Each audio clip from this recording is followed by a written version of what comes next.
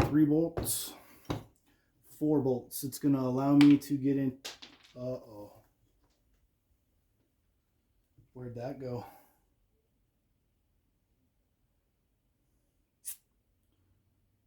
Okay.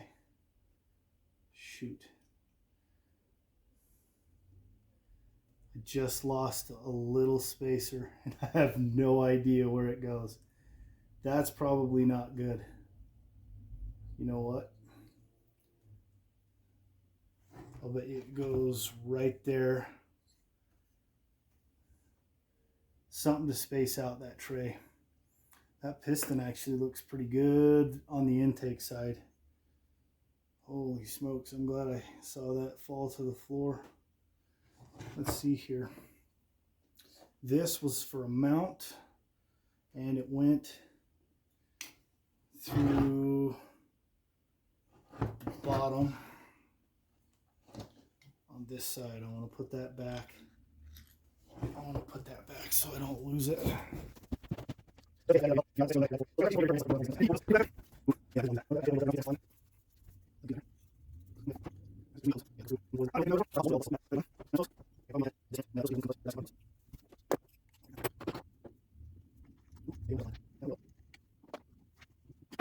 Reservoir. Probably ought to go ahead and empty my oil reservoir before I pop those bolts and get oil all over the place. So we'll do that. It's probably a good plan. And I suppose I can probably go ahead and disconnect my kill switch here, so when this thing comes apart, it'll actually come apart in 2 parts.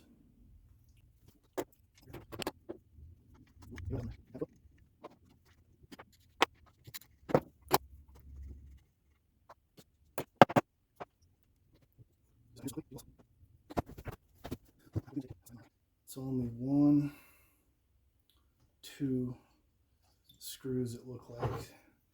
I don't really need to remove that part, I don't think. All right, I'm gonna go empty our oil out and I should be ready to pull my oil reservoir off. Man, this oil reservoir is nuts. It's feels like cast iron. There's a lot of weight still there. I'll be right back. Okay, you're gonna want to be very careful once you have this thing all apart like that, because your manual oiler has this plunger right here that goes in that hole. There's a spring, your return spring, so when you push your thumb control forward, it pushes it back. So as I was going to dump my oil, the spring came out and it's now laying out in the driveway somewhere. So I'll see you in a few hours. Is this guy blind? It's right there. It's right there. It's right there. It's right there. So after going out and looking in the driveway, there she is right there. I can't say that I'm not one of the luckiest guys I know. That's where that goes. Wow. Talk about luck on that one, guys. I've got to offer something up to the saw gods today. All right, I went ahead and took this oiler assembly off. The 4 screws, bolts, whatever you want to call them, that secure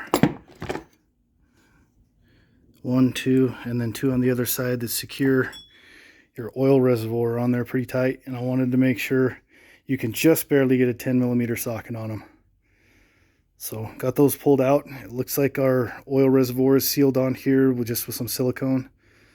I'll probably just moto seal that back together when we go to put it back together. But where we're at now is inside of our oil reservoir. We've got 1, 2, 3, 4 bolts for our clamshell engine assembly here. So very soon we're going to see what our piston and rings look like, check the big end bearing, wrist pin, all that good stuff, and see where we're at. All right, now we're in for the big reveal.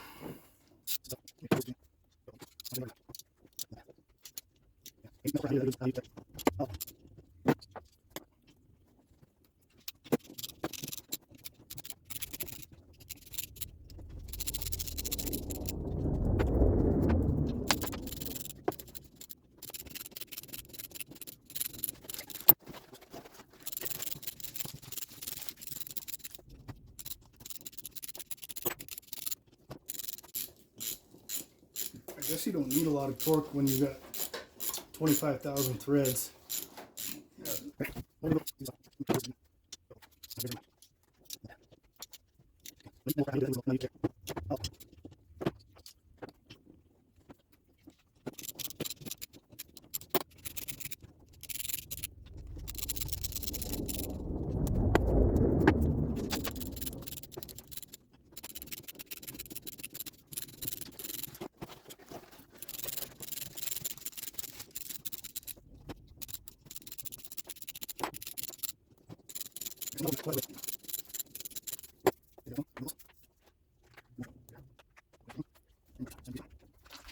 Okay, let's see what it looks like.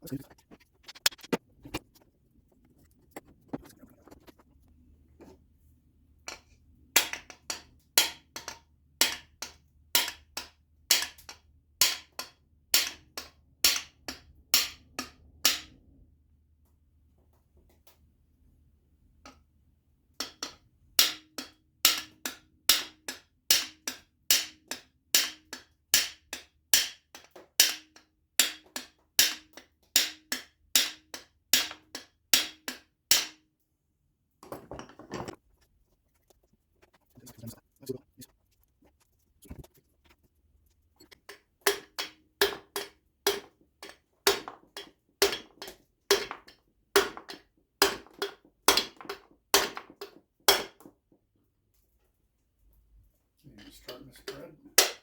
Yeah, you can hear it when I hit it. Yeah, there we go.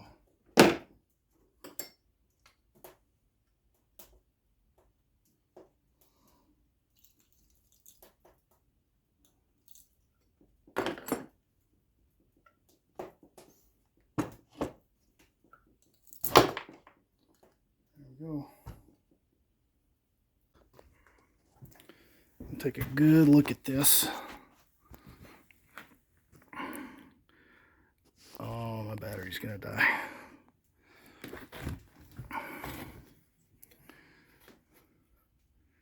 For future reference.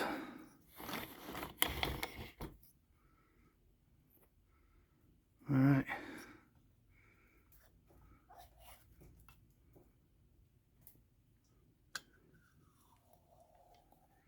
Those bearings actually still feel pretty good from what I can tell. All right, this is what we're dealing with. Still being a student of YouTube University, going back and looking at this piston is in great shape.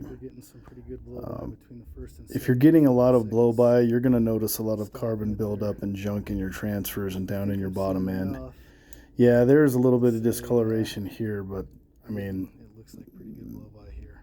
After talking with Tin Man and Harvey about this thing's really still in pretty good shape. You can see a little bit of skirt wear down there at the bottom, but nothing saying anything is wrong with this piston or these rings at all. This thing should be good to run, so that's what we're going to do. I know the correct way you're supposed to measure these is with feeler gauges.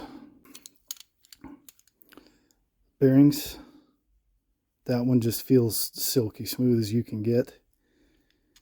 And this being a needle bearing, I'm not sure how much play there's supposed to be there. I know that you can slide these on and off, so I'm going to have to kind of do some lookup and referencing there. Leave a comment. It sounds worse than it is. I don't know if I'm able to pick up the kind of movement because it's going back and forth this way. I'm trying to feel what kind of movement I'm getting this way. And there isn't much, but I don't know how much is too much.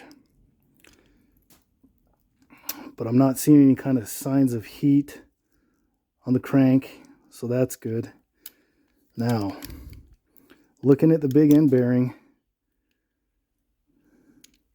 boy, in the middle there it looks pretty good, but it looks like even up at my wrist pin, the but there's no movement in that wrist pin bearing at all. There really isn't. So I don't think that got hot.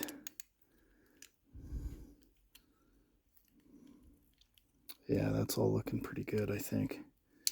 So we'll slap some new seals on this, and I need to decide and then see if I can find some piston rings. I'm looking at our seals here. I don't see any obvious damage. They actually still look pretty good. And actually still have some flex to them. Yeah, I don't think this is our problem. Oh, not with this one anyway. See what the other one looks like.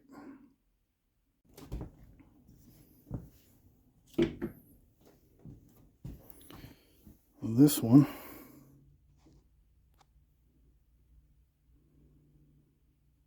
I just don't see any obvious damage to it. It's still actually nice and flexible. Surprisingly, for as old as this saw is, it's got some good flex to it. The spring is still there. Focus. I just really think it's in pretty good shape. I don't see any obvious cracking. I don't see any pieces missing. But I think you just never know. Sometimes you do. Let's take a look at this guy here. Needle bearing. I mean, for a needle bearing, they're gonna have some movement, but that's just silky smooth. Our ball bit, that's just as silky smooth as you could ever get a bearing to be. And looking at our big end rod bearing, this guy here, you're gonna have movement this way, but pulling along with the rod, no movement.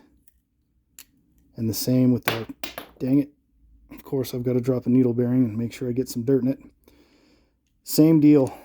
When I pull away from the big end bearing, there's no movement and it's just silky smooth. So I think our bearings and everything looks good.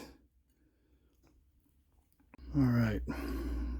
Like I said before, the correct way to measure this, your ring gap, is with feeler gauges. I'm gonna have to go down and get some right quick, but I don't know. The rings don't look terrible. That's what kind of gap we've got. I need to measure it though to see where we're at. Well, I figured I'd give this old piston some love. I got the carbon off of it. It's looking pretty shiny, looking pretty good. I think I am gonna look for a set of rings for this. Why not? I'm already into it. It's going to drag the project out a little bit longer than I'd like, but you might as well do it right if you're going to get into it, huh? So I'd say that looks pretty good. I got to figure out some kind of way. I can't get my hand inside of the bore of that cylinder, so I got to figure out a way to scrub the carbon out of the head in there.